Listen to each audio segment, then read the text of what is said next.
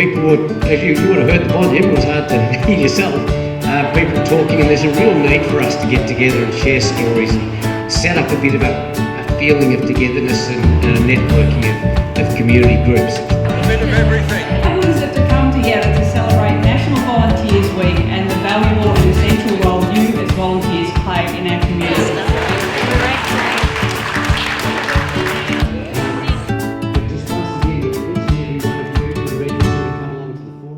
Sort of give some ideas of age, because my parents were one of the founding members of the Pony Club, so we was in the Pony Club all those years, moved on to different sort of things, but I guess my big passion is, most of you already know, riding for disabled.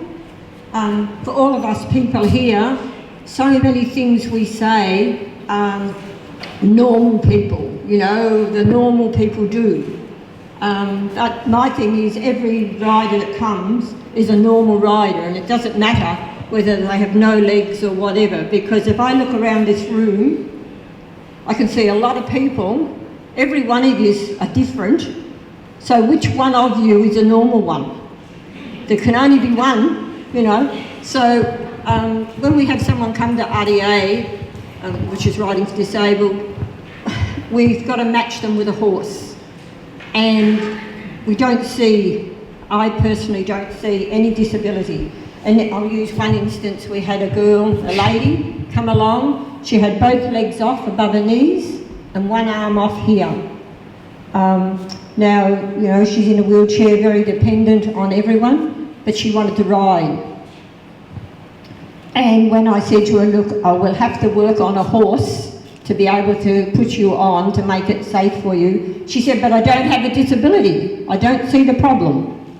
So, but it took about 8 months to get that horse, which was my personal horse, to go from a dressage horse that, if anyone knows anything about dressage, you're not to talk, you just use your body and your legs particularly to get that horse to do everything you want. So we had to retrain this horse to just to your voice. And anyone can come and see, and I guarantee it'll bring a tear to your eye, that lady can ride that horse and she can trot the horse. Wow. And all she wanted to do, she was getting very sick, she wanted to do a competition. And so we did it via video. And we did a video and we had that idea to say to her that please don't expect to be winning or anything. All I'm putting you in for this one is to get feedback so that we can learn some more points for our next competition. When we got the thing in the mail, there's this great big blue ribbon and this trophy. And if you had seen her face, it still brings tears to my eyes. But the biggest thing that brings tears to my eyes is to see her and that horse. To get her on that horse, she's wheeled up a ramp, and my husband and another guy then lift her onto the horse's back. But before that, as they come up the ramp, the horse, she comes up, she's sitting there, the horse comes up, he puts his head in her lap, and she cuddles him. And he just stands there with his head in her lap and allows, and then they put her on. She was rubbing her hands up and down on his face and then rubbing him up and down on her jacket. And I thought, what's she doing?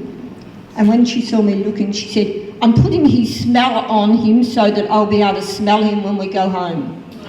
So isn't that beautiful? And that's what the horses do. Thank you.